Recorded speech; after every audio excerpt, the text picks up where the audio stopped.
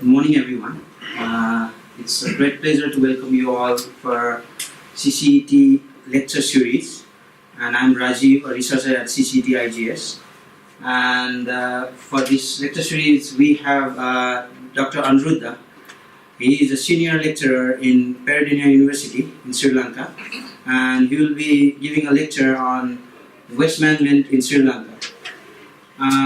So before we invite Dr. Anuruddha, we'd like to invite Mr. Onagawa, Director of CCET, to give us short keynotes. It's not on the of course. Okay, so good morning, everybody, and thank you very much, Dr. Anuruddha, for your coming for today's lecture.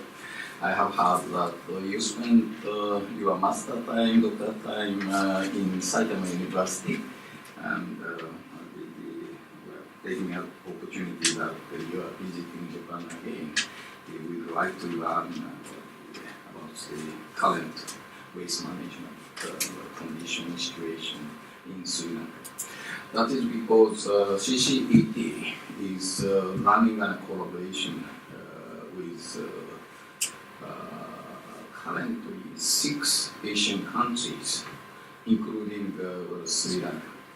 And also, as a whole, IGES, we are running waste management project in other several countries. I think in total, as a whole, IGES, we are running around 10 countries on the waste management. And of course, climate change and other subjects we are covering all these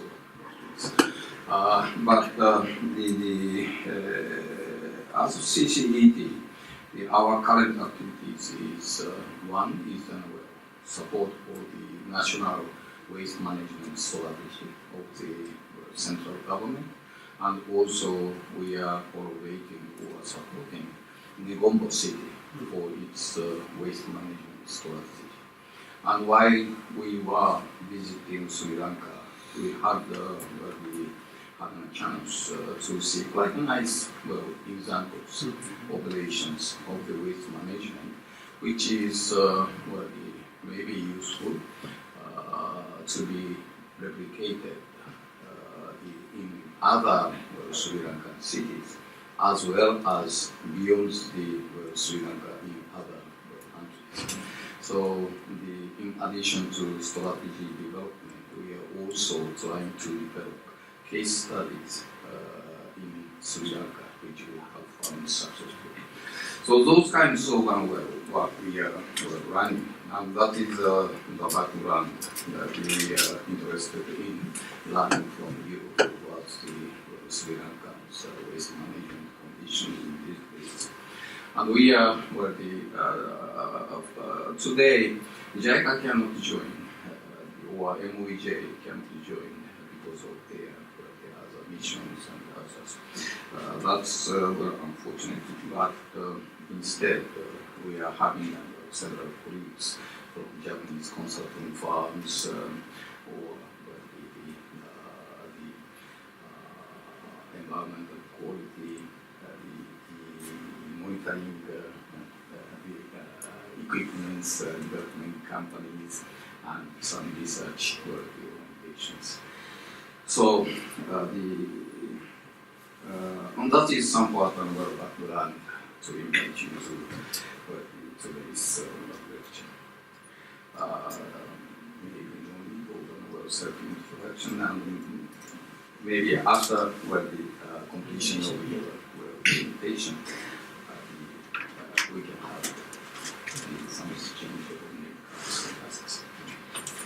Thank you very much. Thank you very much, and I apologize for my late arrival. I couldn't find my way to the building. Sorry for that. First, I would like to thank Dr. Kumara and also Rajiv for collaborating and exchanging quite a lot of ideas during last couple of months after his visit to Sri Lanka, and also I really appreciate the initiative of Ordinance and also Director who have come. Here onwards, I will briefly, in very brief, I'll discuss the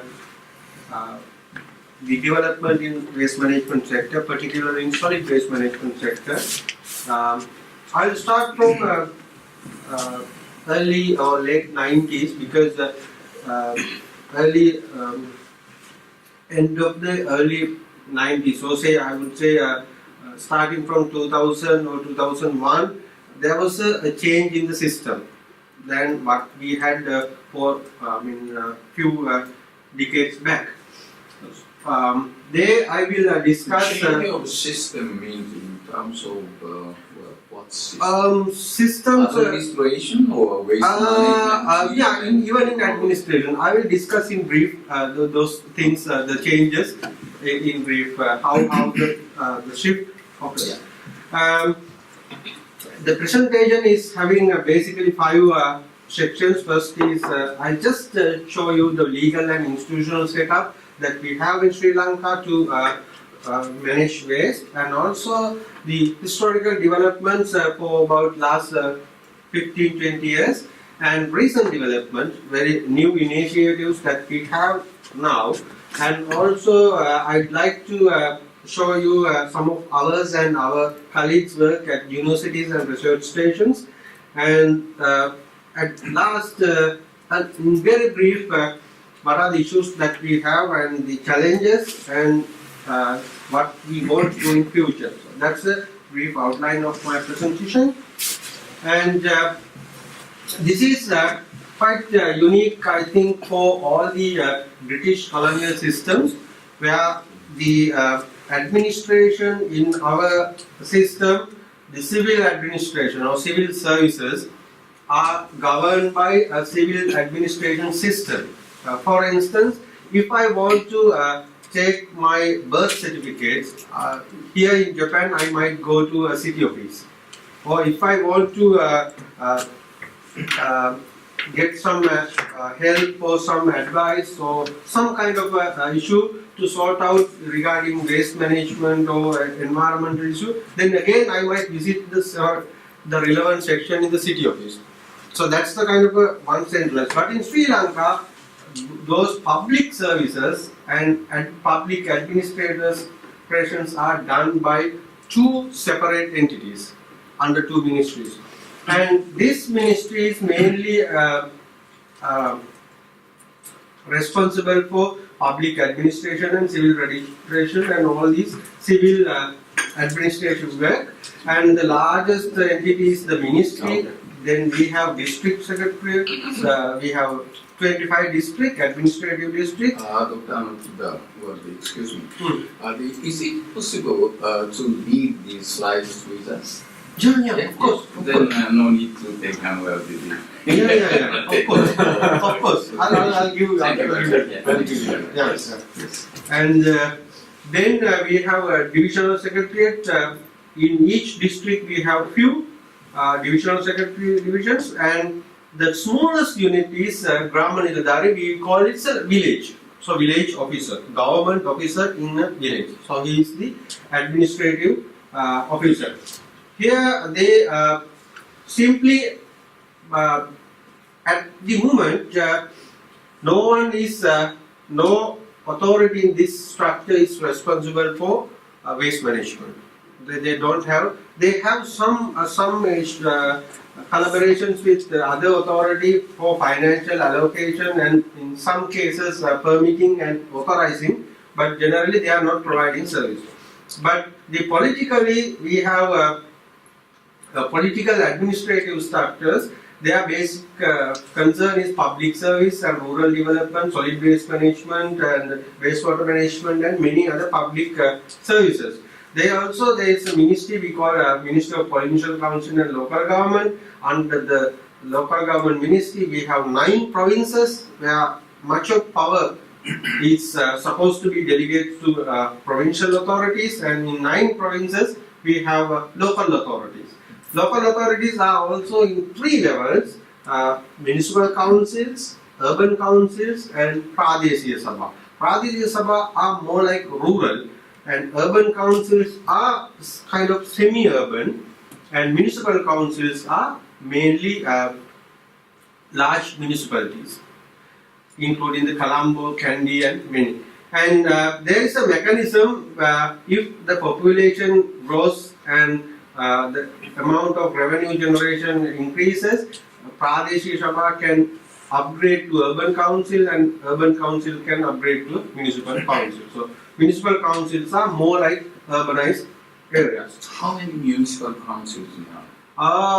We have now about 24. 24. Yeah, not many, but it's some are upgrading. So every year, and in the history, the first unit of public administration was actually municipal councils. Colombo Municipal Council established 140 years ago. 140 in 1980s. Colombo and Kandy and Devila Mount Lavinia and many councils were established during the colonial period, when we were under British governance. And then some of the urban councils as well, through the Urban Council Ordinance. But Pradeshi Sabha, in all these other rural areas, Pradeshi Sabha was established quite recently in 1988 under the Provincial Council when they established provinces and amalgamating few villages into village council into one unity, they call it Pradeshi Sabha. And with respect to solid waste management, this is one of the very oldest law that we have in, I think, in Asia. Some of the one of the laws we call Public Nuisance Ordinance. It was first enacted in 1835, saying that nobody can dispose garbage in someone else's property, or when you throw out garbage, the garbage on the street is a property of municipal council. So that's become a, still that closure is there in the law. So I'll discuss when it comes to recycling and public-private partnerships. There are some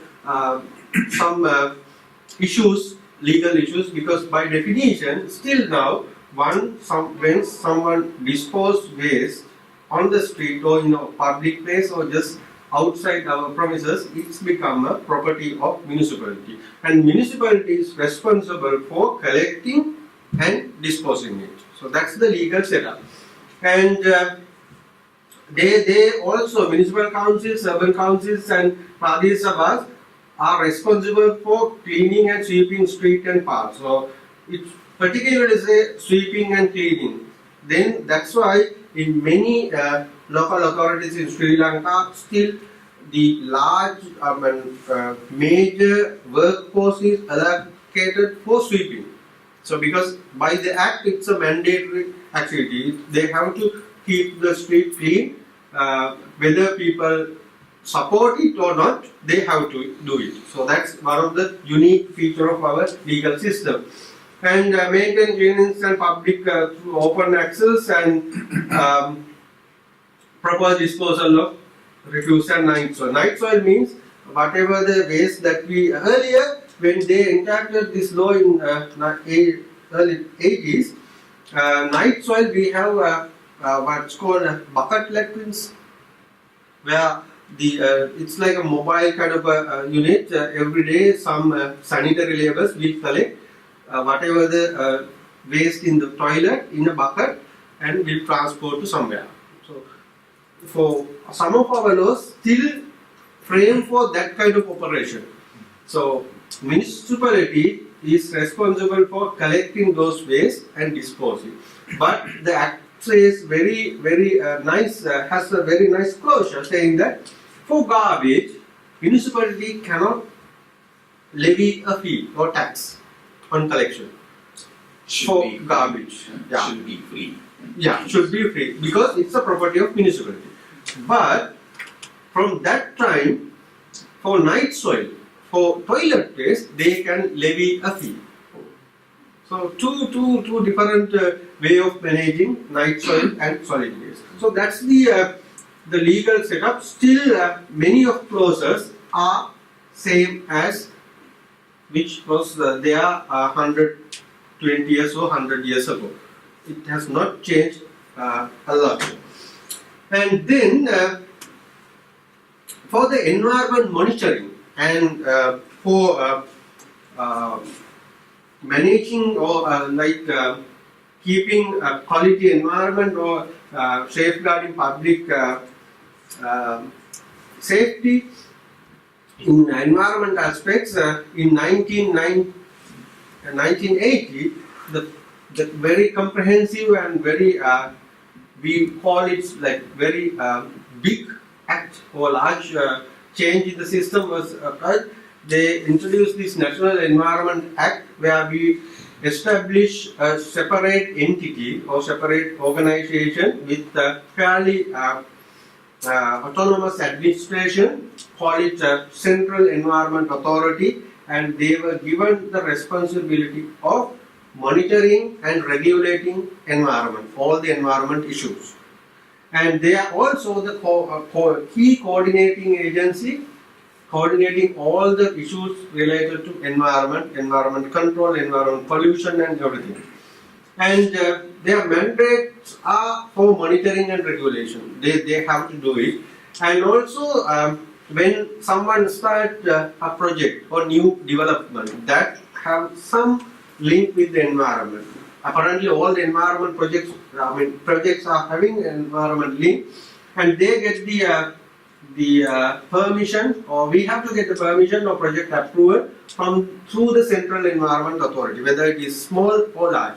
Some of the powers of Environment Authority has been transferred to some local authorities for the convenience, for like opening up a small vehicle repair garage with a couple of workers and small space. Yeah, that governing that facility or monitoring that facility, Central Environment Authority may not work, but local authority work. But establishing a big factory, of course, we have to go through the Central Environment Authority approval process. Approval process is we basically do EIS, and if it is not that big, still we do initial environment examination or environment licensing or environment appraisal, depending on the size of the project. And then Central Environment Authority, there is a fairly good website on Central Environment Authority. You get quite a lot of information, and this authority or CEA also involved in technical support. That's also very important, and legally Central Environment Authority still remain as the key entity that give kind of technical inputs for any environment related issue, including the solid waste management. And then with the help of a Central Environment Authority and with the involvement of Ministry of Environment, first time in Sri Lanka in 2007, they introduced this national policy on solid waste management. We do have a policy that's encourage environment accountability, social responsibility, active involvement of stakeholders, including the private sector, maximize resource recovery and minimize soil disposal, minimize adverse effect on human and health. So those are the kind of aims and objective of having this policy. But personally, and also being an academic, I feel like the policies it's not well taken by our society, because even some of the officers in the Central Environment Authority, they are not aware of we have a policy. So it's not widely taken up because of many reasons. Still now the policy in ordinary or municipal level or in some other authority level, many are not aware of the policy. They don't think, they always claim, if you talk to some of the officers, they will say, in Sri Lanka we don't have a policy on waste management, because nobody aware. So that's a kind of a issue that mainly because, as I showed earlier, waste management, the responsibility and the real actors of waste management is in the Ministry of Local Government and Provincial Councils. But all these policies, strategic planning and everything is so far is doing by the Ministry of Environment. So the actors and others are quite different. So their cooperation still is not in a satisfactory level. So they are not aware what is going on. And historical development, this is also important, but I just highlight only very big kind of project activities that was planned. One of the important plan or attempt was this establishment of sanitary landfill in Valisara, just 20 kilometers north of Colombo. Back in 1994, there was a proposal, and even the EIA was conducted, site assessment conducted, and this came under Colombo Environment Improvement Plan through World Bank Fund, and even the World Bank and up to the last minute they guaranteed that they will funds for the project. So it was a very timely project at the time, because we did not have any facility for final disposal, except at the time we used Sedavatta and Blue Mandel dump sites. Blue Mandel dump site is just close to Colombo Harbour. Now it's abandoned dump site, and but due to heavy public and some environmental NGO protest, World Bank finally decided, no, you cannot go ahead with this project because of heavy public. So they have to abandon the project, and the disposal in open dump site continues. At the time, by 1994, at least 400 to 500 tons of waste generated in Colombo and disposed in open dump sites. And then the second attempt starts, it's not 1999, proposed to build a sanitary landfill at Alupata. Alupata is south of Colombo, 40 kilometers near Homagama, Sarawak State, under Colombo Improvement Plan, again at the second attempt. Since this is a comparatively populated area, they went to a state, in a rubber state, not that much populated compared to Valisara, and they gave the second attempt. And then again EIA approval, and all things went up to the very last moment, but unfortunately again project withdrawn because of public protest and protest from the environmental NGO, and even at that time some of the academics, my senior generation, they strictly opposed, saying that some of the water resources will be affected. So because all these are in wet zone where we have at least 6 months of rains in 2 peaks, because of these lost opportunities, the waste remain in this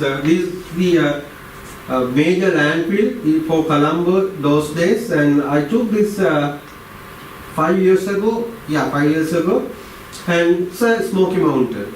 Still now it's burned inside, like just pyrolyzed inside, and this is just opposite of Colombo Harbour. You can see that. Excuse me, 2 questions. How high is this is about 40 meters. 40 meters high. 40 meters high. And the second question is, we can see some smokes, like white one. Is it steam or smoke coming from burning? Yes. Earlier, 10 or 12 years ago, some people, because especially the scavengers, and at the time this is in a kind of a surrounded by so many scientists. And so many, I would say, drug addicts. So they just put fire on the newly arriving waste to separate, especially metals. then it's easy. Once it's burn out, it's easy. And because of those activities, fire brigade tried so hard to control, but after some times it's catch fire, and they shift to Meetharumulla, the very famous collapsing site. It's collapsed in 2017, and this start fire, and there were like surface fires for about 3 months, hard to control. Then the fire migrate to inner space of the waste dump, and now it's it does not produce flame, but smoke comes out because the pyrolysis, it's not open burning, pyrolysis going on. Without oxygen, it just burn out. And at that stage we call like smoky mountain. And this will, there is no way that we can stop unless otherwise we pump huge amounts of water. So this will be here until it's burn out all the burnables in the dump. So it might take another 10 years. Even very recently I went there, it's like walking on a volcano. So it might just, it might just sink in the waste pile. So it's very, very risky site. And then they moved, once they stopped Blue Mantle site because of harbour development, and also Japan government and through JICA involvement and JBIC funds, they construct a new road we call a new port entrance road, road to port entrance. Because of those activities, they abandoned the site and shift to Meetharumulla, the very, very famous sites in Kolonnawa, and again an open dump. Since 2012, I started this my field visits. It's in a marshy wetland. The peat layer in all this marsh, it's about 12 to 20 meters thick. So there is no strength in the underneath soil layer to support any pile up of waste. So it was in a very, very serious condition, verge of collapse.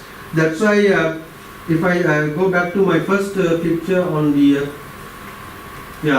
this site, quite large, about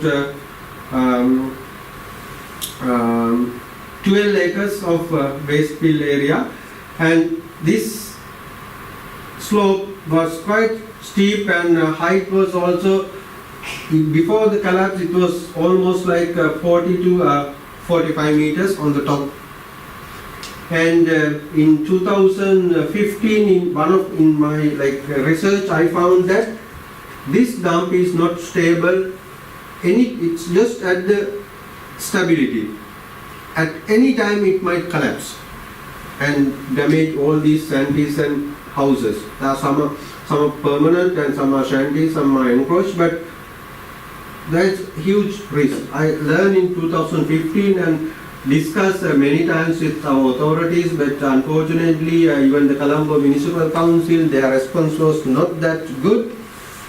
And unfortunately, being a researcher and academics in this field, this is one of the most unfortunate thing in my life. In 2007, even before that, in 2016, at the very last attempt, I even went to public, newspapers, and told that Meetharumulla is going to collapse. Be careful and do something. In publicly in a national newspaper, it was there, and so I got some positive and negative response from different people, but people again forget it. But after 9 months, on the New Year day of 2017, April 13, the Municipal dump site collapsed and killed, confirmed death of 32 people were killed, and still 15 are missing. Of course, there are also almost like 50 people killed and so many damage done. And now they have abandoned Meetharumulla as well after that incident. So it's a kind of very unfortunate situation, especially the Colombo disposal facility development. So that's the story of Colombo. our major city where we expect 700 to 800 tons per day. That's a huge amount compared to other places. And if I go back to other places, by early 90s, in many other places, we simply had open dumps. Everywhere open dumps. No many composting facilities or other facilities, but very few facilities. One of the facilities, it's very unique. At the time, it's in Chilau, north of Negombo, the next city to Negombo, and small composting plant. They got some funds from Minister of Environment and through NGO funds, and at the time, Doisang and myself and many others, we often visited this site at least once in a month during 2000, because we were really impressed by the operation. It's by an NGO, and they operate it very nicely and sell the compost. And by 2000 or 2001 or 2, they were running the plant for about they have started early 90s. First, the kind of public-private partnership, the link, or they could do this because they, at the time, they charge 150 rupees, almost like $1 per ton of waste as the tipping fee. And with that tipping fee, there is a profit from compost sales. It's and tipping fee, so they marginally manage. It's not a kind of big profit-making business, but at least they can recover the expenses on this facility. But unfortunately, in 2004, one public administrator, like PHI inspector, they are the responsible authority for managing. He decided not to pay 150 rupees as tipping fee, saying that he can find many lands, like bare lands, vacant lands to dispose waste. So why do we pay 150 rupees to this facility? And once he stopped after 1.5 months, even this facility could not pay salaries for the workers, so it's collapsed. So that's a kind of a very good case study to learn, even from quite long ago, 20-30 years ago, how some of the decisions by the government affect the system. And at the time, again, we had a very small another composting facility in Madapata, Ratmalane, again managed by NGO. But community waste was composted, and also there was a facility in Badulla, another small city in hill country.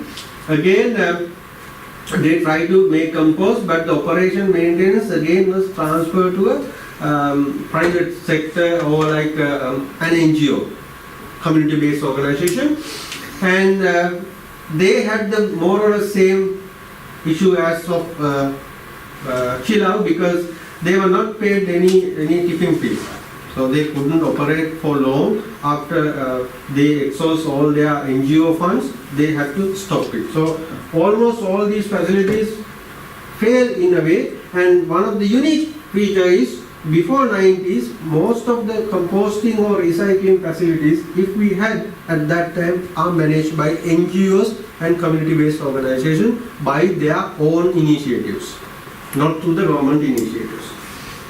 And then, excuse me. Yeah.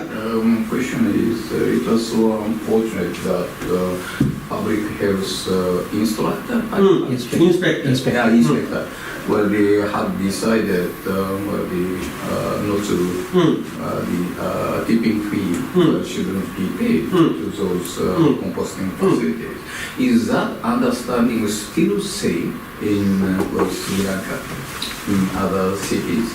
I would say, somewhat. Frankly, if I say yes, very, very, very unfortunate. Still, which means even the public health the inspector those people who should be the professional for the environment or public health subject still have that kind of understanding on the waste management. That's pretty unfortunate because there are few officers, especially those who got exposure and those who got those who learn something, especially like JICA trainees, those who really learn rather than doing shopping. So they know the real situation is quite different from what they think. So it's a costly operations, and even in our at work we just emphasize that there is the cost from the generation to very final disposal. There is the cost, but on the other hand, some NGOs and even some academics and some administrators says that waste is a resource. Of course, it's a resource if we use it, manage it well. So it's if private company asks for something, it means that it's like a excess profit because their explanation is waste is a resource. If someone wants to take it, you should pay us. You should pay us and buy our waste. So that's the kind of a mentality rather than we, the municipality pay. So that's a kind of a issue. And with that all, this was the condition that we had in early 90s until the big change that we observe in after 2001 or 2003 period.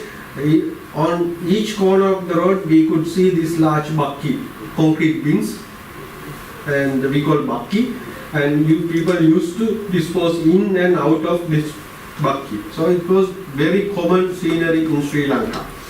And there was some recycling collection, especially paper and metal, and at the time even some plastic, especially pet bottle. And there was another initiative in Colombo to make compost by a private entity, private company, through a large universal system.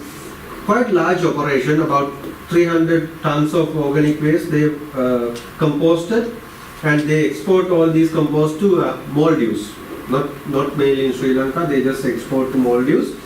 And this place was just adjacent to Blue Mandal, we call it Sedavatta, and they were doing the operation for some time. Again, they had this tipping fee issue. At the time, to dispose in Blue Mandal, Colombo Municipality paid about 1,000 rupees per ton to a private landowner, and the same landowner operated this composting facility. So he gets about 3,000 rupees for composting. But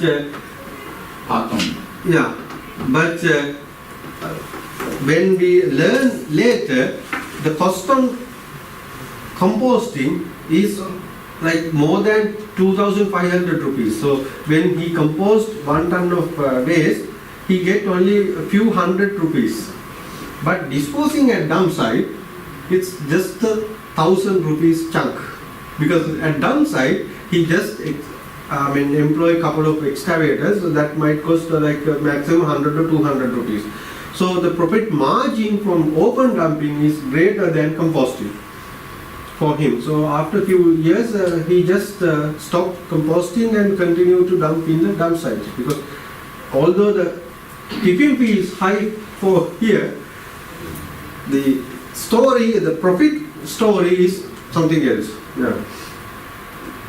And then the change that I want to highlight is one of the very first study. I could say not one, the very first study funded by JICA. We always appreciate the Japanese government and the JICA for this initiative. A full comprehensive study for 2 years, almost 2 years, on the waste management in Sri Lanka. We selected 7 cities.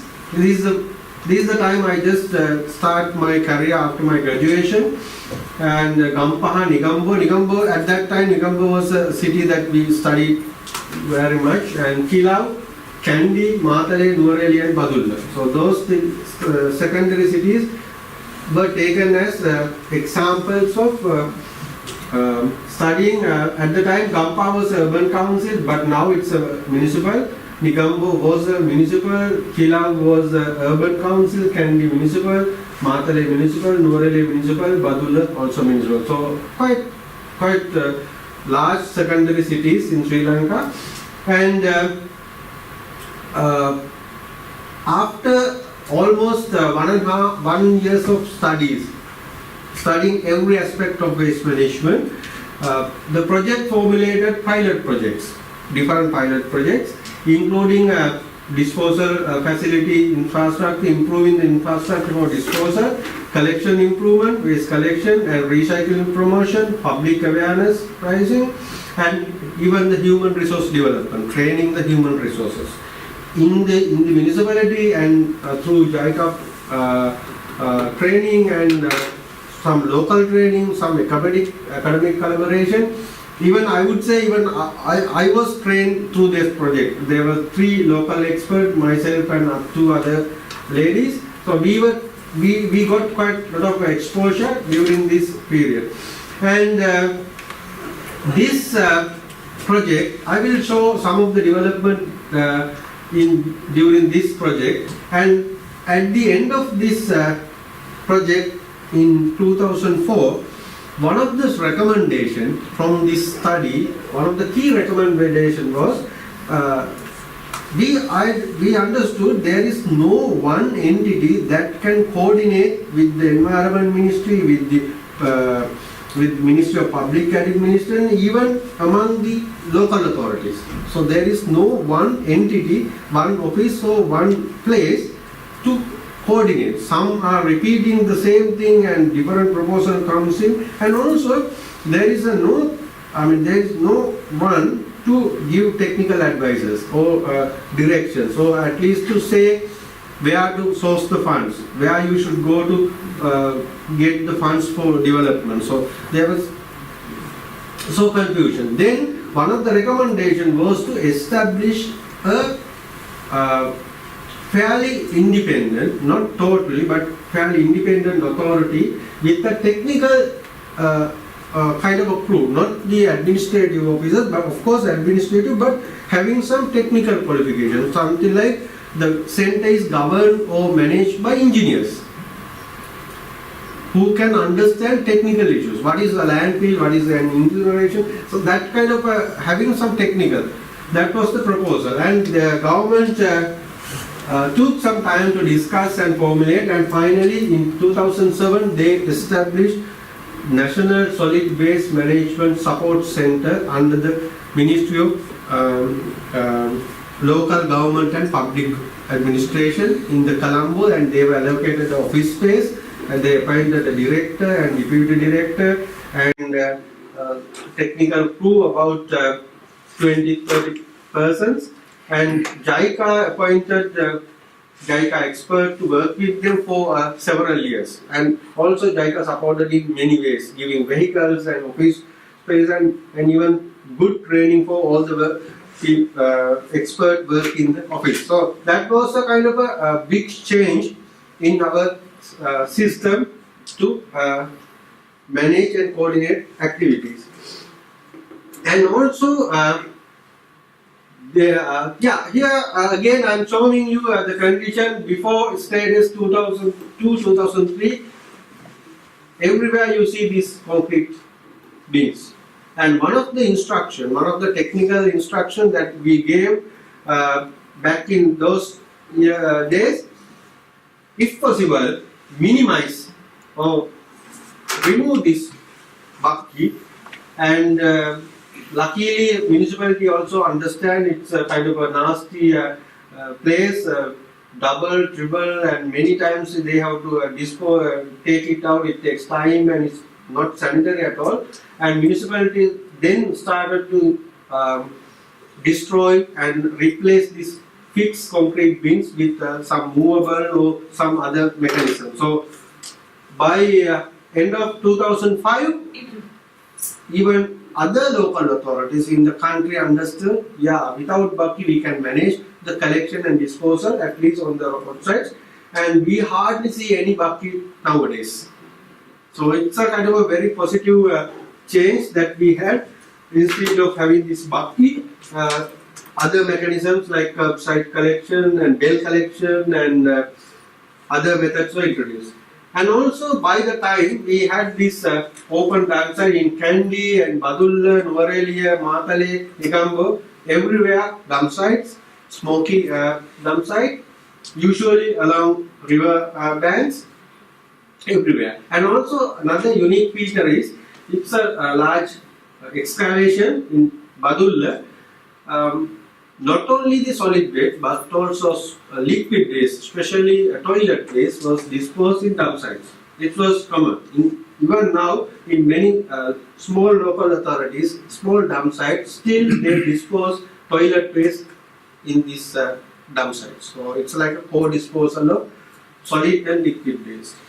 Until very recent, where large municipalities like Kandy, Colombo, and Colombo, we had a centralized collection system, but now with JICA and JBIC loans, some improvement projects are going on in Kandy, Nuwara, Jaffna, and Matara, Galle to establish centralized wastewater collection and treatment system for big cities. But in many small cities, we don't have systems. And then recycling, but at that time, we had some plastic recycling, mainly plastic containers, cans and other containers, and bottles were quite common those days. And there were some recycling factories, because bottle collection was very unique for those days, because we had the Ceylon Glass Corporation, the government glass recycling factory. But unfortunately, early 2000s, it was privatized. After a couple of years, they stopped all operation. So now there is no big demand for glass bottles for recycling.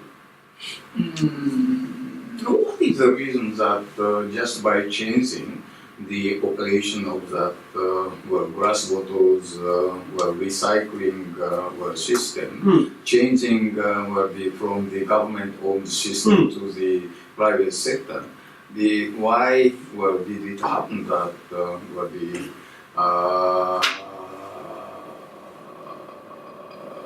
this operation was rather scaled down? Yes. What is the reason? Actually, the main reason is bottle recycling. It's not very profitable, but still they can get some profit. It's not giving very high profit margin. Okay.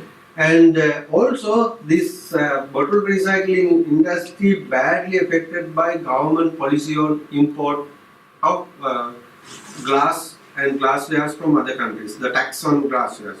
Once the government reduced the tax on importation, it's badly affect the local manufacturing industry. Sure. That change of the tax system had happened. Yeah. Then private sector, they feel like they are not competitive with the product. Especially there was a time from early 2000s, this cheap and fairly cheap and like diverse type of plastic and glass and paper and many other things start to flow from China in mass scale. So it was very cheap, and not only glass but even many other like local industry, even steel and many other things. Steel also, we had the same problem because they had to close all these big factories. And now there is one major private factory, it's called Firmal Glasses. Again, they have a serious issues with profits. They are also kind of just managing the system, because of this issue, because for them the unique thing is that if they can get enough recycled glass, they can run the business well. But since there was a lag in between, collapse of government system and start of private system later, during this time, all the recycling small scale collectors, they just divert to other business. So there is no formal way of collecting as it was there 10 years ago. So that's also badly affect this system, because when I visit all these local authority, I often visit, I find large heaps of collected glasses just remain in rural areas. But those days there were some vendors visiting each and every house once a month or twice a month to collect bottles. That was collapsed, the system. And also there were some plastic recycling factories. Mainly they collect LDP, HDP and some PETs, and produce like mechanical recycled pellets. And the pellets again locally used by shopping bags, so grocery bag manufacturers locally. So these are some of these local practices at the time. And then I'll just show you the development through this JICA project 2002-2003. This is Nuarelia dump site rehabilitation project, one of the very good case study that we have. It was in a forest, hilly mountainous area, and eventually was developed to a semi-engineered, I would say, because there is no liner at the bottom, but it's a dump site, rehabilitated to fairly good system. And first leachate treatment system, like locally designed system. Locally it was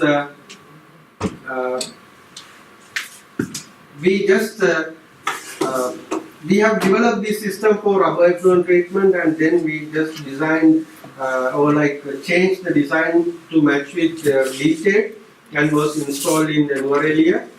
And it's a very recent photograph of Moon Plains, Nuarelia dump site. Still managed fairly okay, fairly not in the best way, but at least until now it's doing fairly good even after 15-16 years of operation. And the second is good but bit unfortunate because Kandy was also Gohavada site was also rehabilitated and slope stabilized, and try to maintain its quality. But unfortunately, after a couple of years, it went back to, now if you go to Gohavada, it's worse than here. It switched back to original after a couple of years. Because when we finished this rehabilitation, we estimated then that the Gohavada at the time can only be used for another 2 years. So by 2005, Kandy must establish a new landfill or new facility. But they couldn't find land or any facility in 2005. Even today, 2018, they still use the same sites. So no space for disposal. They just dispose here and there, and it's like in a very messy situation. But municipal engineer, he's a very good engineer, well trained from Japan, and he tried his best to do something, and also he gets support from government. But the main issue in Kandy is there are no lands. Nobody wants to move into a new land. New landfill is not the word we should talk in public. So that level of opposition comes in, especially from Buddhist monks, the chief monks. They really go against new lands and new developments. And also in 2007, through this National Solid Waste Management Support Center, they introduced this small scale composting for small local authorities, different technologies, but mainly windrow composting, and also they distributed tractors and some compactor trucks and some other machineries for collection and disposal improvements. This was happened in 2007, and after almost 1 year, the government initiated another project. This is again one of the very important change in the system. Started in 2004. That is under the Provincial Government Act. Provincial government can establish their own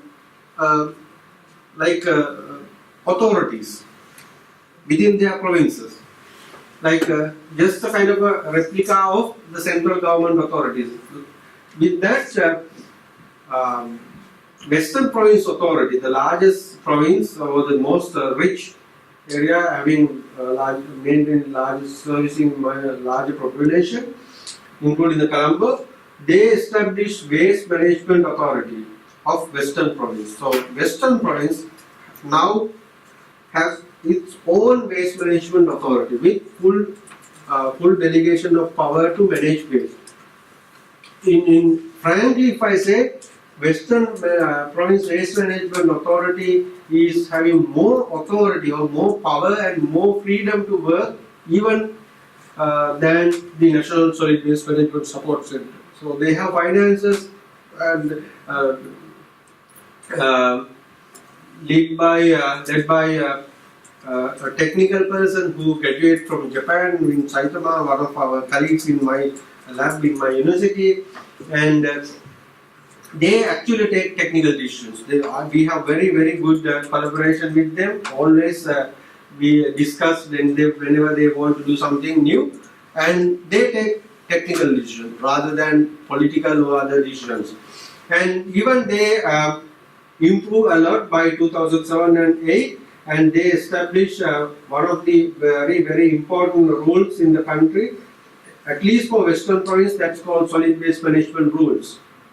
They introduce rules and legalize it, so people and authorities, they have to follow the rules.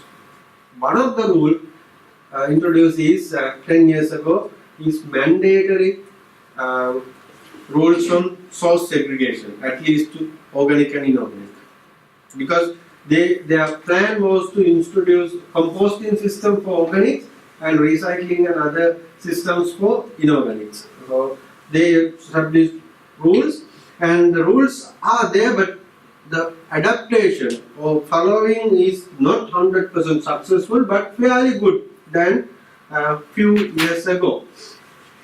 Then other initiative is again through the Ministry of Environment. They started this Pilisaru project.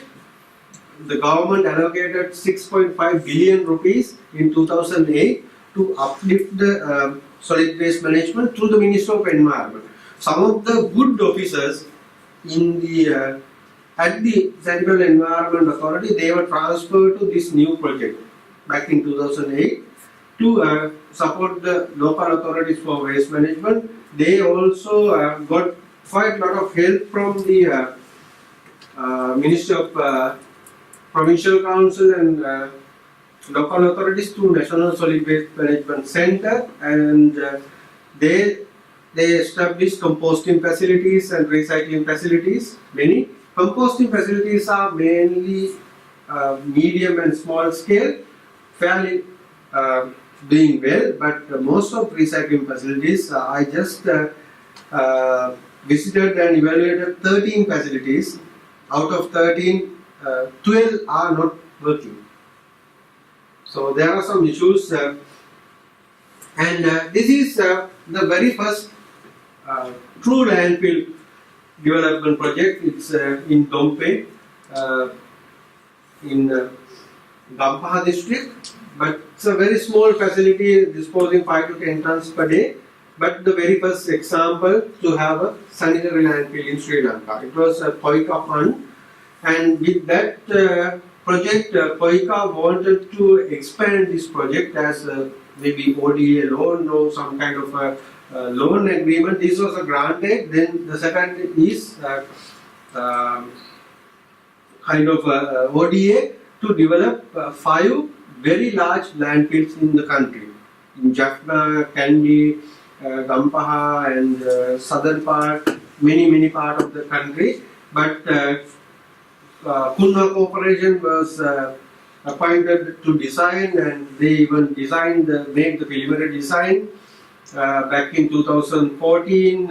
Until 2015 they were trying so hard to implement their project. Even I got invited to review their designs and some of the things, but unfortunately with the I don't know, maybe by 2013-14 somehow they could not proceed with. Instead, Chinese proposal came in to establish Aruakal landfill. So Korean were like they just shift their plan to maybe other strategies, but they could not develop other 5 landfills, only Dompe. And then the other initiative I should mention, in the eastern part of the country, UN funded a huge amount, and after the tsunami they continued big projects in eastern parts, and they established first state-of-the-art waste transfer facility and many what we'll call semi-engineered landfill facilities, 7 facilities, and introduced some recycling. Especially they introduced this. When we start in university, we try to start build like a small baling machine by ourselves. By the time they just import baling machine and introduce this baling of plastics, bottle and other bulky material, because its transportation take about 5 hours minimum to take into Colombo for processing. When it is in bulky, it's not profitable. But once they introduce this packing for paper and baling, it was very popular among rural authorities in rural areas. Now we have many places where plastic are not processed but just baled and sent for processing. So this case study was well taken by the Pilisar project as well. They supplied many baling machines to small local authorities in rural areas, so they can just bale it and send it. So this cube, about 1 meter cube, is, if you pack in loosely, it's about one large, so half of this room. So it's a very good example to share. And also right now one project is going on in Karadiana, currently the largest dump site here in south of Colombo, disposing about 500 tons, managed by Western Province Waste Management Authority. And now they came into an agreement with a private company, Fairway Holdings, to establish a waste to energy facility, mass incineration of inorganic waste, as well as treating biodegradable waste by anaerobic digestion. They use Danish technology to run this plant. The construction are going on. By 2020, we expect this plant will start to operate. And then the next major project is Aruakalo, north of Colombo, where we have many quarry sites for after excavating lime and clay for major cement factory. So one of these quarry sites was developed to a major landfill, having capacity at least to dispose 800 to 1000 tons in a day. And this area is in a very remote area. The waste is coming from Colombo municipality. So the waste in Colombo municipality will transport through a railway line, about 100-kilometer line, to this site and will dispose there. So the construction are going on, the funds and technology and everything comes from China, and the construction are going on. Again, they are going to start the operation in 2020. And with that, I just move into our academic research. Some of these technologies that are available in Sri Lanka, composting systems and some this is organic pyrolysis system and many bio-drying and many research we are doing at the research university, and we just transfer the technology to municipalities. And even this windrow composting systems that we have in the country established to Pilisaru for about 150 units all around the country was first developed in university. In my research station, my big professor, Professor Ben Basnaik, a very famous professor, we together developed these technologies. Now they are in use, and even we have tried some like bioreactor landfills and different cheap liner systems and many options. Now people are using some of these technologies. In addition, very recently, SUCTREPS, SUCTREPS project funds for another project for 5 years, 2011 to 2016, where some of other appropriate technologies were developed in collaboration with Japanese Saitama University and Sri Lankan universities, and they very recently came up with 3 systems which I was involved. Very recently we installed one PRB, permeable reactive barrier system, to reduce the pollutant coming through the groundwater from the dump sites to nearby areas. And also another semi-engineered landfill was developed in Kataragama, in one of the very famous pilgrim city in the country, through this JICA project last September. Since last September started the operation, and some other recycling and some slope stabilization. And this picture I took in the place, that's the very same place 1 year ago. When I visit sometimes, I counted in 37 of our dump sites we have elephants. If you want to see elephants, best thing is to visit the dump sites. All the elephants are there in dump sites, everywhere in the every corner, except 5 districts. We have 26 districts, except 5 districts. In all other districts, we have elephants. In jungles you won't see, but in dump sites, yes, of course. And another thing that I would like to mention, since now we have 150 composting facilities and fairly good source separation in many parts of the country, we have organics, though we call it like source separated, still we have 10-15% of inorganics in the organic bucket and 10-15% of organics in inorganic bucket. Bit contaminated, but it's much better than mixed collection. The issue is organics are usually go through the composting, and compost are manufactured, and sometimes they can sell, sometimes there is no sale, but none of the composting facility managed by municipalities or local authorities are profitable. In Sri Lankan context, making compost out of solid waste is not profitable unless otherwise someone pay tipping fee. The sales is not profitable. The issue is now in many small local authorities we have non-recyclable inorganic waste. There is no mechanism to dispose. In local authorities, small quantities, they just keep in bags and keep it as it is without any solution. But main constraints, so this is the capacity in service to like effective in-house capacity, how to develop, because they always think of finding a disposal site. That's the objective. Always they want to have a disposal site, but they never think of this kind of a circulation of resources.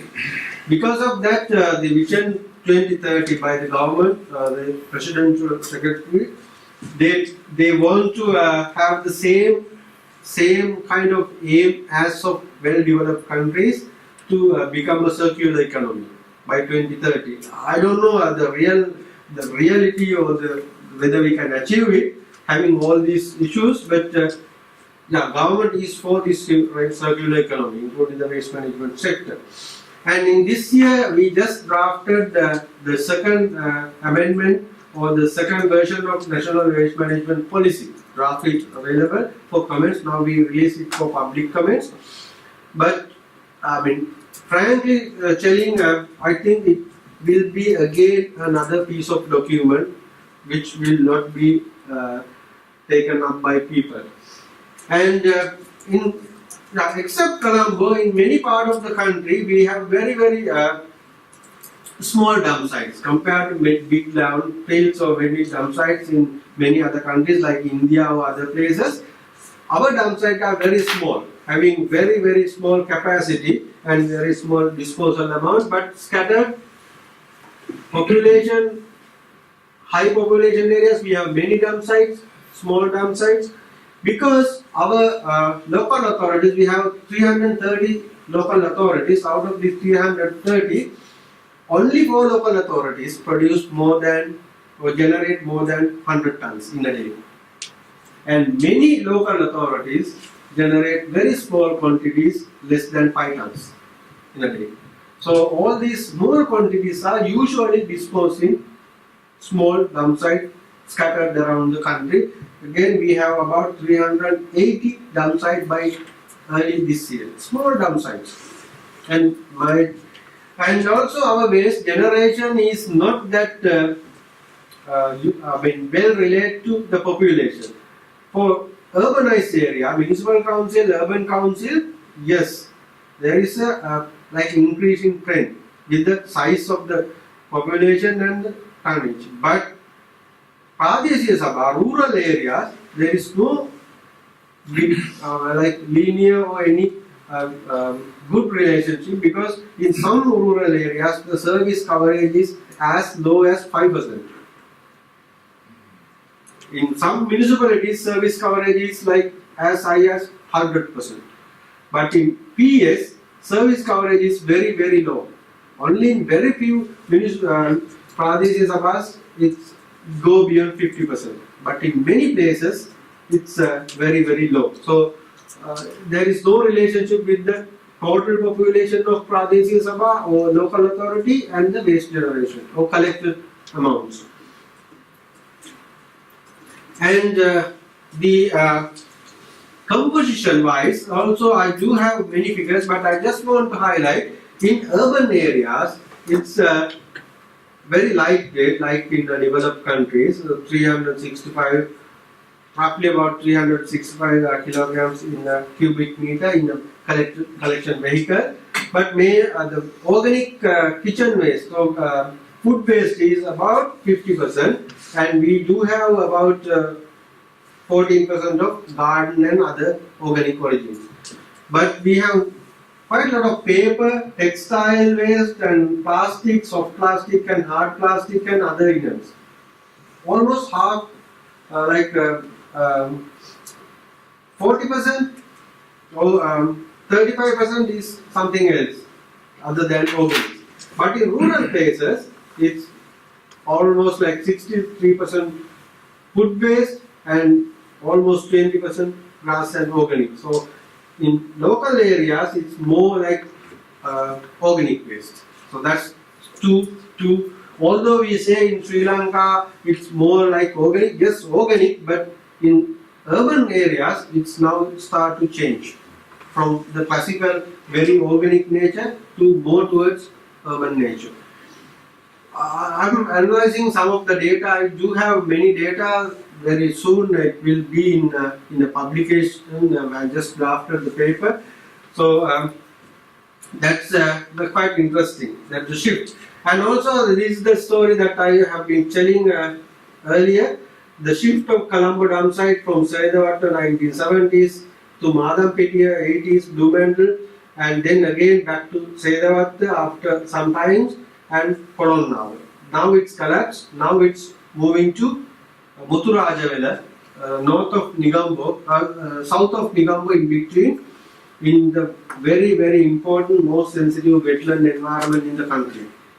most sensitive wetland, they are just disposing waste openly on the wetland until they build Arua Kalu landfill. Kandy again rehabilitated in 2003, and then now it is back to normal condition because it's exceed the capacity. No way. So these are through JICA project implementation. This, although our intention was to have a good system, it fails because of issue that they cannot find a new land. But more earlier they could continue. And if I just summarize some of the issues, most active dump sites are in riverbanks, wetland, forest reserve, steep, most unsuitable areas. We have dump sites in most unsuitable areas, are government land, but ownership is not with local authority. The government land, but the ownership of land is in another government authority or another government ministry. So transferring from Ministry of Forestry to Ministry of Local Government is very, very difficult most of the time. So that's an issue. And limited capacity for expansion and also encroaching is very serious. Even the downsides are encroached. So expansion are very, very difficult. And municipal waste are not segregated at source and they were collected separately. So this is moving well, but it's not very perfect. One of the issue is the collection left with non-marketable vegetables and street clean waste trace amount of marketable waste. So most of, I would say in my terminology, I use the marketable recyclables, like recyclable which can be sell and earn some money. Those materials effectively recycled in our system. One good example is there was a time the metal price of steel scraps went up to almost like 70 rupees.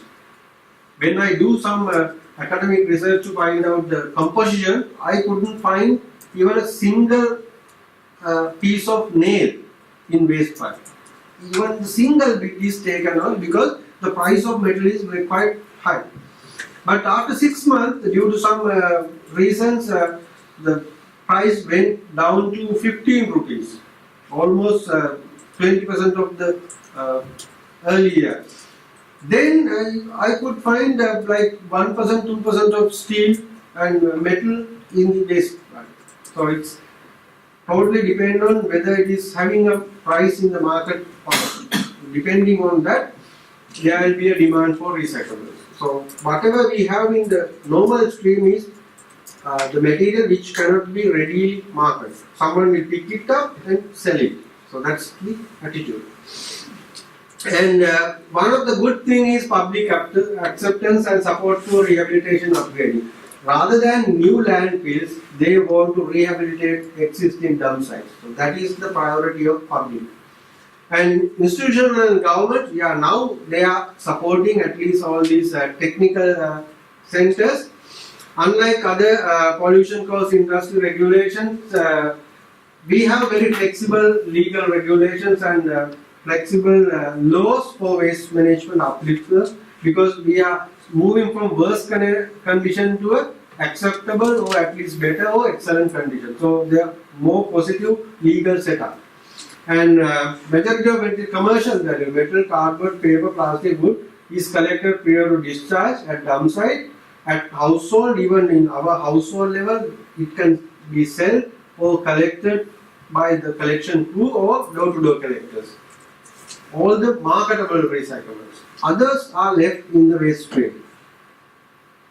And we need landfills, that's our opinion. We need landfills at least to start with some system, and then we can reduce the cost on landfilling by imposing a quite large tipping fee. Then we can encourage municipalities to reduce the waste disposal amount. But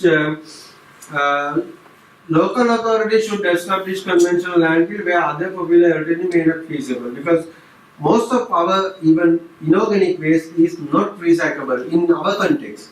Technically it may be feasible, but in our context still not profitable, and we need some good models, like integrated models in the system rather than different models in different places. So we need integrated systems, integrated entities to follow by other local authorities rather than just fragmented solutions. With that, I think I took a little more time. With that, I conclude my presentation, and we can discuss a little bit more if time permits. Yeah. So maybe before discussion, if you would like to have 5 minutes coffee break, you can have coffee. Yeah.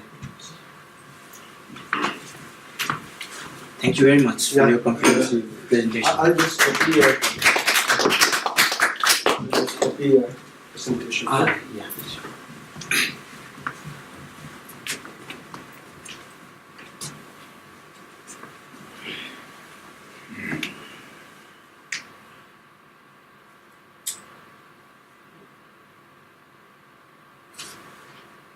Yeah.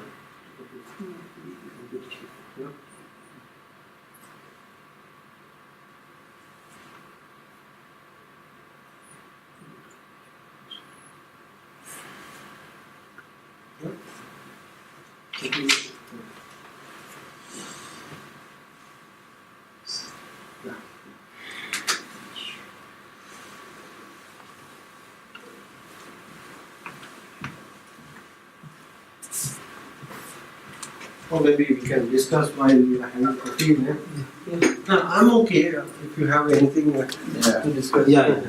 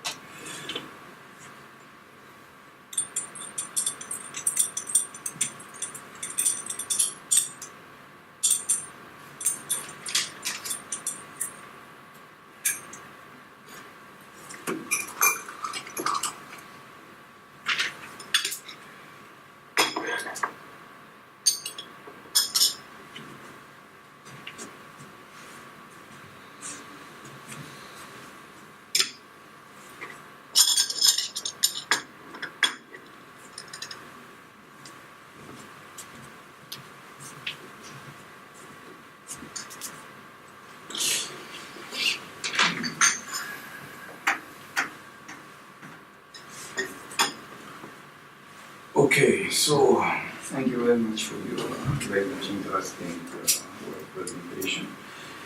And in my opinion or in my understanding, still completely we're missing the basic policy or basic strategy how to proceed for the waste management in Sri Lanka. Many donors are coming in with different approaches, different understandings, and at the same time on the ground, even if somewhat satisfactory operation is made, but due to lack of due to the difficulty of finding other landfill site, the completed landfill site is being reused for additional dumping of the waste.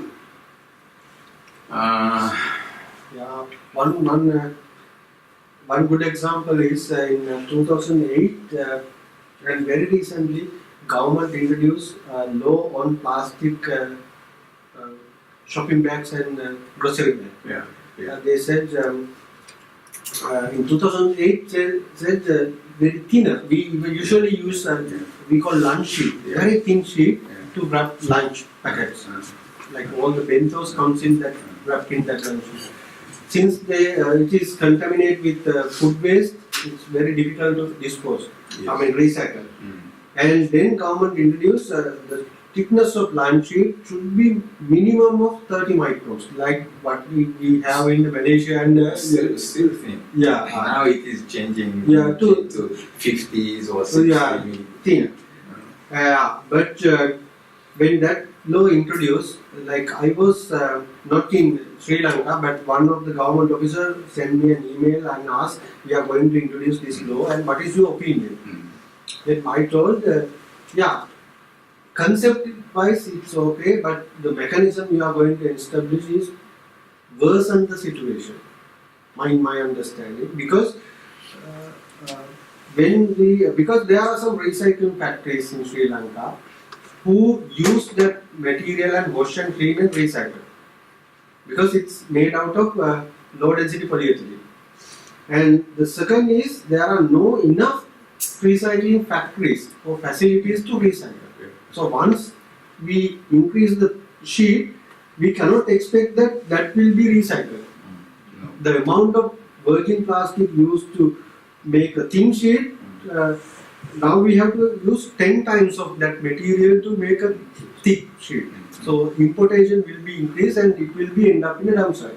So my argument was, why don't you increase the pricing mechanism, taxing mechanism, and indirectly control the sheets. And however they went, and then we found that we get more and more plastic amounts in the dump sites because it's increased. And increasing also, the manufacturers, they were very pretty, they had lime to get the thickness. So now the sheet is low density polyethylene and at least 20% is lime, calcium, just to get the thickness. Now it cannot be accepted by recycling factories. Even the small number of recycling factories, now they don't want to accept because it's not plastic 100%. So then that issue becomes very serious, and very recently again they changed the law saying that the sheets can only be made out of low density polyethylene to control that liming and other things, and even the biodegradable sheets. We have introduced biodegradable laws, and even after 3 months of introduction, the ministry called me and asked, can you check whether a plastic film is biodegradable or not? So that's because there are some product sales as biodegradable plastic films, but we know they are not biodegradable. But there is no mechanism to regulate or monitor whether it is biodegradable or not once they put in the label. So there are some issues. It's not well. Sometimes we feel like they are too early or too immature to introduce policy and laws. In that sense, too quick.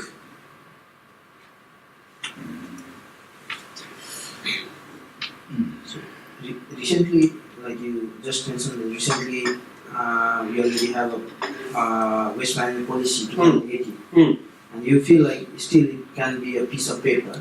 Yeah. So why do you think it must be a consultative policy? It's of course in the development, mainly academics and administrative personnel were there, and but there is a big gap between the real players in the municipality level and all these think tanks. The gap is very then. For instance, this is resource circular economy. For academics or for others, it might be a very, very, we know it's a very, very good concept, but at municipality level, the second layer, they are struggling to find a land to dispose their daily collection tomorrow or day after tomorrow. So there is a very, very big gap in between, because local authorities are not usually supported by any other government authority. They have to raise their budget by themselves, unless otherwise get government loans or other external funds. So they cannot move to that level by their own effort. There is a financial restriction as well as technical or knowledge restriction. So that gap is not addressed by the policy. They were not involved in the process. Like They were involved, but usually like only very few of them were involved, and they are not actually actively participated in the policy. It's more like the laws, even the rules and regulations are like that. It's quite far away from the ground reality.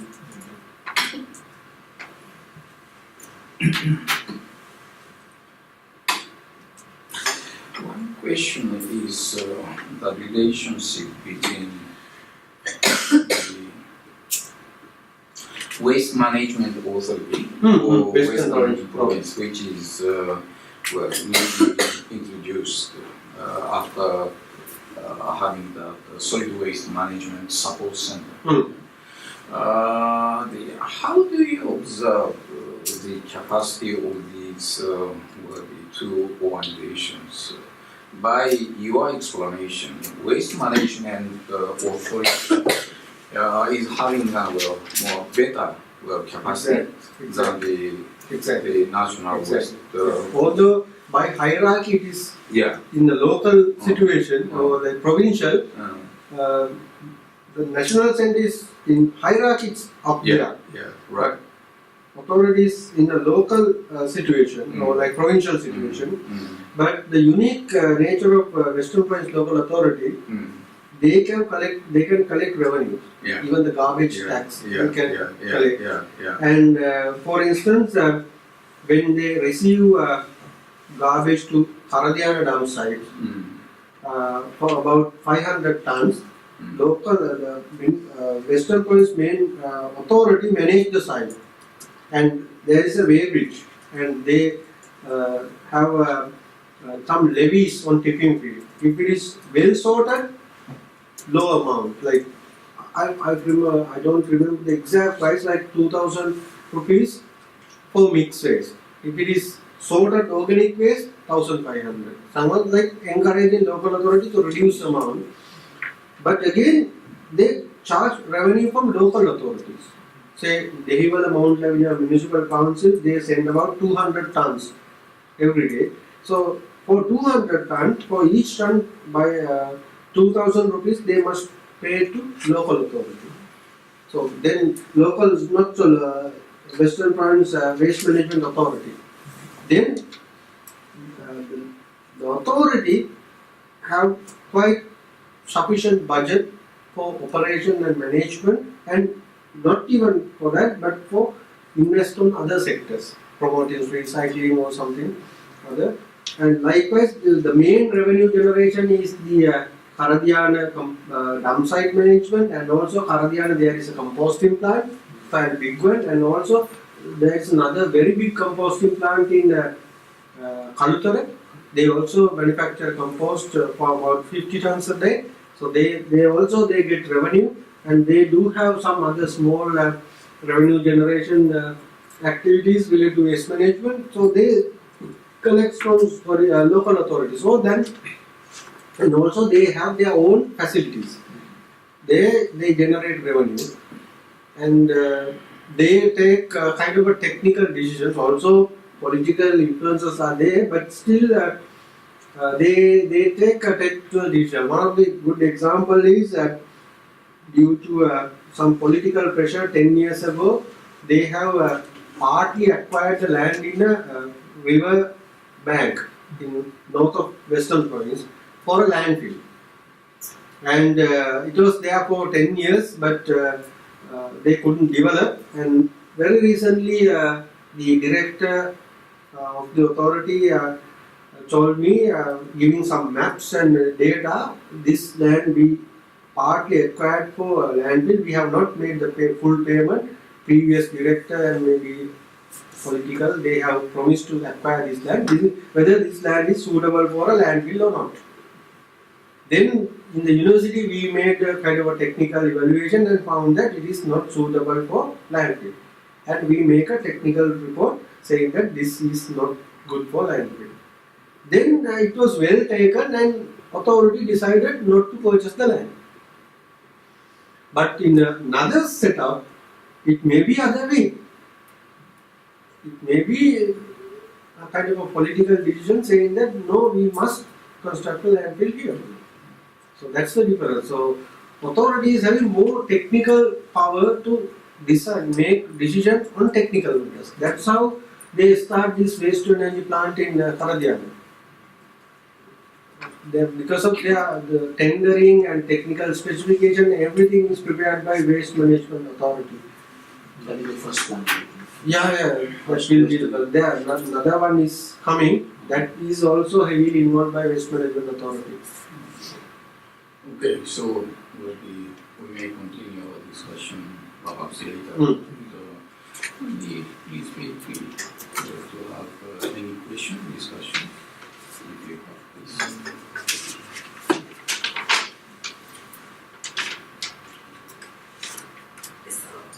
I'm sorry, my voice is gone. Because of the cold, yes. Okay, go ahead. So I think I missed what you said. How? So what authority control or manage the collection and how they separate to organic and inorganic? Yes. At household level, now after this Meeturamulla collapse, government sent and Minister of Public Administration, they have the authority to impose law and regulation on waste management. They impose a law, all the municipalities, large municipalities, it's mandatory to collect source segregated waste. It's called mandatory law. If it is segregated at household level, So then it is mandatory. it's not something like municipalities should collect only source segregated waste. Yeah. So if people are not segregating, it's a responsibility of local authority to impose or force people to segregate. It's not toward the people, but toward the local authority, giving the responsibility to local authority. You must collect only source segregated waste. Yeah, but at the same time, where that regulation is giving them responsibility to local authorities to educate the household people. Then up to local authority to promote segregation at the source. So they use it's quite successful in many local authorities. By the time actually some local authorities they have started this quite long ago, like Kandy. Municipal engineer, he implemented this scheme in many parts of the city for about 10-15 years. But those who do not support public, rather than giving like awareness, so many awareness programs were done in past. So what they simply did is that they did not collect if it is not separated. They just refuse.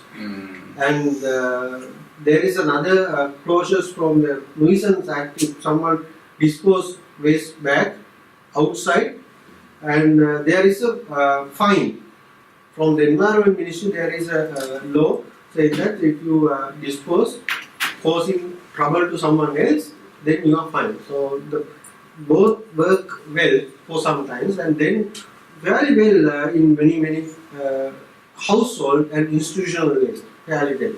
But the issue is public, like in public places. Usually in public places it's still like in one bucket, although we have different buckets. Generally people just, it's a kind of attitudinal kind of issue. Usually put everything together. So waste collected in public places, parks and other like bus stands, they are on the street, it's totally mixed. But most of household and institutional waste are segregated. And do they collect the household waste in front of their the houses, or do you decide to some the several places to pick up? Main mechanism is door-to-door collection Door-to-door. in most of the places, but there are some community bins in some places, but number of community bins are reducing.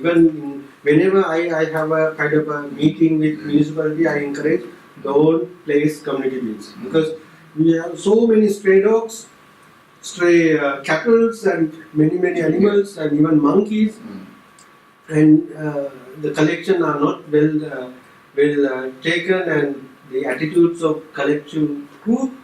So we hardly have common disposal places nowadays. Main mechanism is door-to-door collection, and in some places we have curbside collections. I see the quite lots of need of the capacity building among all the stakeholders, including household base or inspector side or administration side, the local authorities as well. Everywhere they need more capacity building. But the question is whether such the effort has been made to increase the understanding among public sectors, the administration side or household bases. Have you had such the capacity development efforts made so far? Yes, several even to this. And if it is the case, how was the result of that? Yeah, even the project now going on, it's on as a follow-up project to this academic subtrips project from 2016 to 18. Some implementation works are going on with the support of JICA and with the collaboration of Central Environment Authority Waste Management Division, where they follow the Municipal project. And they also we do some model project in Ratnapura, Hataragama and Kurunagala.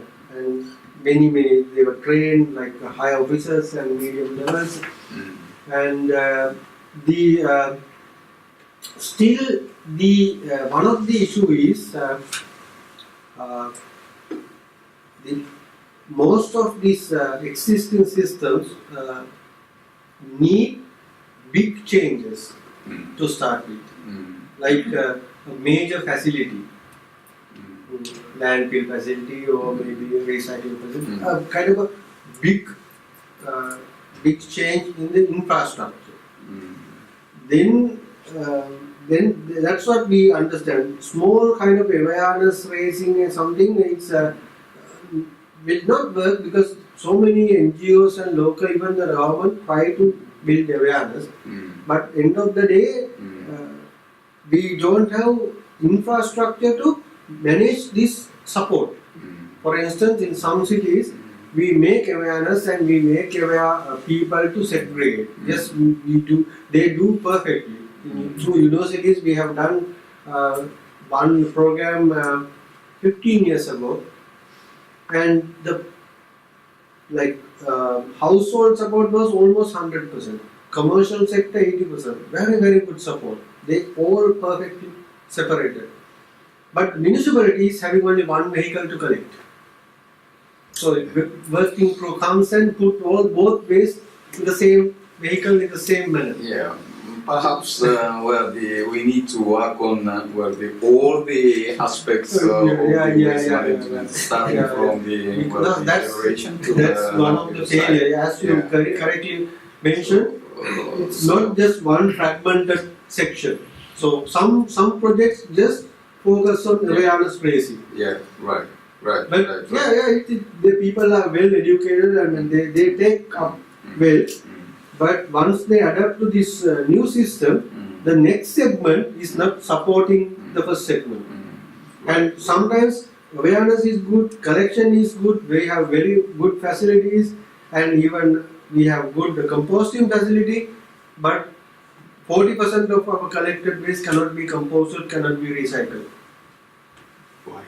It's like Because of the mixture. mixture and contaminated plastics and Sure. most of our plastics are food containers, are laminated food containers, printed plastics, which cannot be effectively recycled mechanically. So that has to be disposed. There is no solution for that waste. So usually that waste is piled up in composting facility.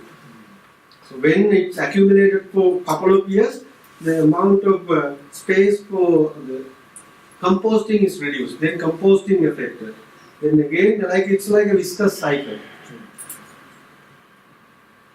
Any other? Did I answer your question? Yeah. Yeah. Is there any initiatives to reduce the amount of plastic? Yes. Some countries now they are going to farming or Yeah. Even in our case, there are attempts. One attempt is which I mentioned, this ban of thin polythene sheets. So that's one attempt. And also now some government authorities are discussing whether we should ban PET bottles.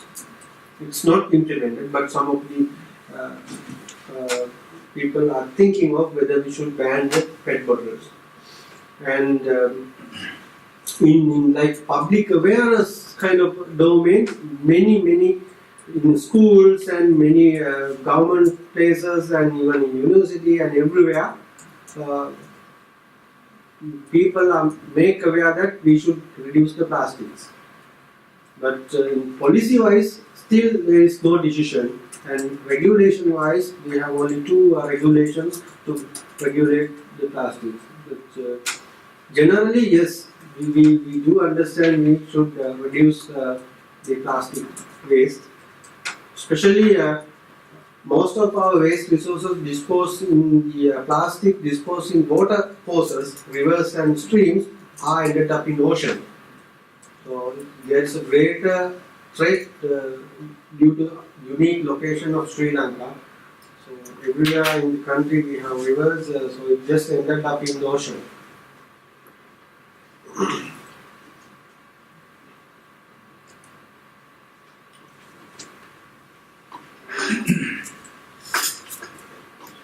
Any other?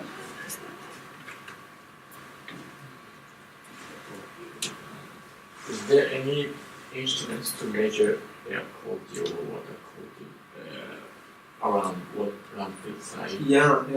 From JICA or from the Yeah, other they are landfill? from SURTREPS project at Peradeniya University. It was one established, but even I do quite a lot of research, and I have some facilities like gas measurement instrument, not very sophisticated, mobile instrument, because we have to use mobile instruments, and some kind of HORIBA water quality meters.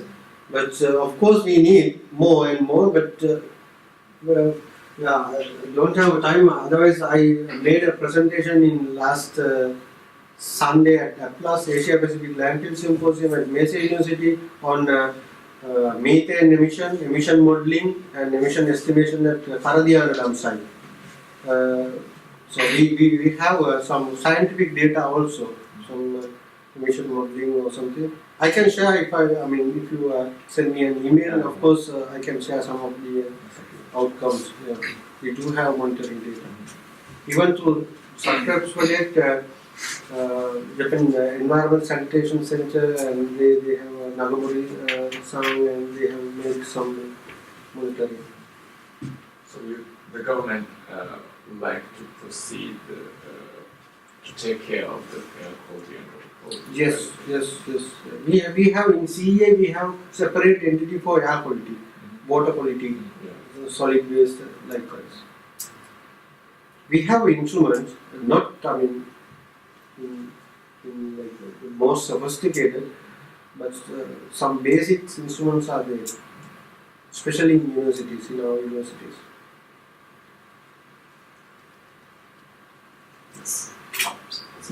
I want to know, like this monitoring, you say now is no regular. regular and monitoring, Mm. then is it now it's demand of the monitoring? Is it depend on the public opinion or any accident? Or Yeah. The monitoring, especially the Central Environment Authority, they do monitor, but it's not well structured. For instance, if someone want to start a project, if I want to start a big composting facility, first they come to site and do a site assessment. Say you have to do EIA. Then EIA is transferred to consultant and consultant do assessment and make the EIA report, and then Central Environment Authority appoint a technical committee to evaluate this, and then after giving the permission, say it takes about 1 year if it is EIA. After 1 year, they again come to site and visit how it's going on during the construction 1 or 2 times, and then after starting the facility, Central Environment Authority visit the local regional officer, technical officer, visit the site maybe once in a year, twice in a year, and just inspect visually. And sometimes they take water sample or usually water samples. In case if there is a public complaint against some noises or something, then if someone complain about noises, then Central Environment Authority go and measure noise, and if it is, they give some warnings to rectify. If it is not, they just take the project proponent to court and file a court case. So that's the monitoring mechanism. So now is not continuously the monitoring, just temporary. Temporary. It's like more like demand based. It's demand based. So it's like this cost is increasing. Fairly increasing, and also in some places, in some sensitive environment, they do monitor regularly. In some major facilities. Who is doing monitoring? Central Environment Authority. CEA by themselves. But not from the central office, but from the local local office. Usually local office. If it is a very big project, of course central office. Yeah. And our law says, if I operate a composting facility, I have to get the environment protection license. For big projects, annually I have to renew it. If it is small project, once in every 2 years, I can get from the local authority, and or else from the Central Environment Authority regional office.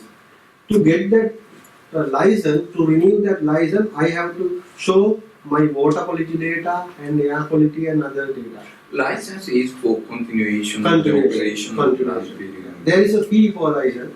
So this license, to get license, we have to test our water sample through an accredited laboratory. So we do, usually if I am the proponent and the operator, I take water, I get the service from a private or government laboratory and get the report, and with the report I apply for the license. I see. And if Central Environment Authority suspects the licensing, or if they are not satisfied, they will do their own inspection. But it is not very regular. But we get the service from other service providers. In most of the cases, even we university also kind of a service provider for this testing and special testing. Usually special testing. It's a service provider is a university and University, we have research institutes, and even there are some accredited private laboratories. It's an international laboratory or national? Not really international quality, not really international. It's locally, Central Environment Authority accreditates those bodies. International quality, we have ITI, we call ITI, Industrial Technology Institute. So that's the most sophisticated independent laboratory. It's government, but they have all the equipments for high-tech analysis. and also university laboratories we have, but usually we are busy with research and student work, so we don't do it like with the commercial aspect. And also there is another laboratory, NBR, National Building Research Organization, and Department of Agriculture. They have some laboratories for even water quality, and National Water Supply and Drainage Board. They do have water quality testing laboratories, and also there are some other research institutes like rubber research, rice research, and so many research in IFS, Institute of Fundamental Studies. So there are about 20 government and semi-government institutes who can provide this service. Many can handle wastewater. There are so many places for wastewater and few places for air quality, and very few places for some other specific analysis. Maybe so now I am developing a protocol for biodegradability testing. So nowhere in Sri Lanka we don't have facilities. So there are some unique facilities in universities, like pesticide residue or like organic pollutants. If someone has dioxin and furans, ITI they have, but only then again universities. Some of the other institutes they don't have.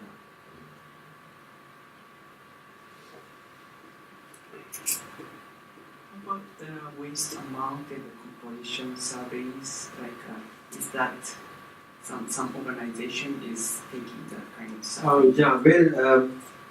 Usually local authorities are advised to do that, because through this JICA project we have established and we have trained people how to do it.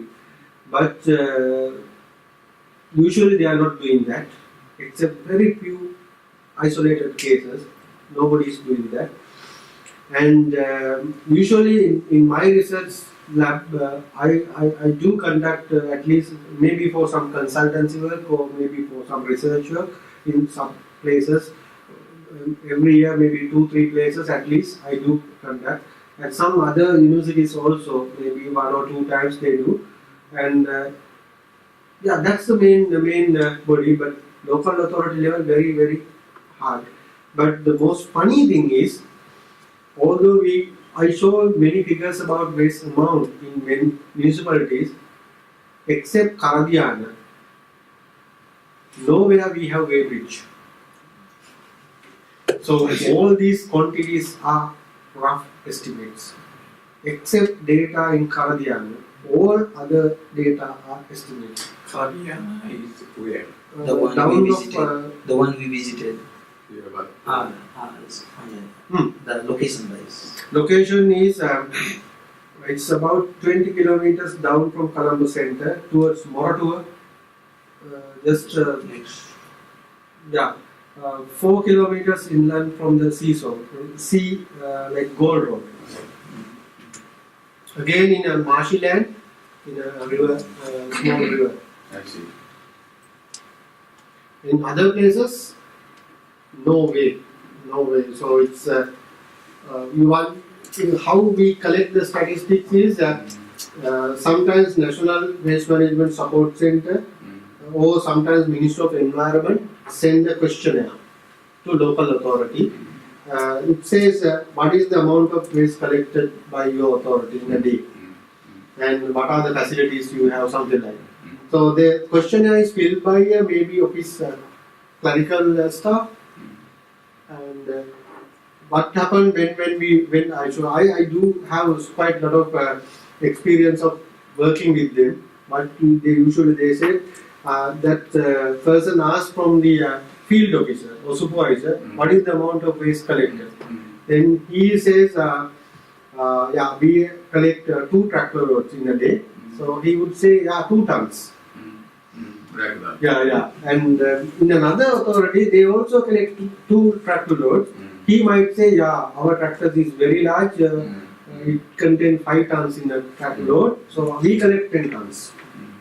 So those are the figures. But through this JICA project, there was we tried to estimate based on the volume. Now some are trained to make estimate based on density and volume and number of truckloads. And accuracy now in many places maybe around 70-80%, but still it's not exact. I see. It's not exact.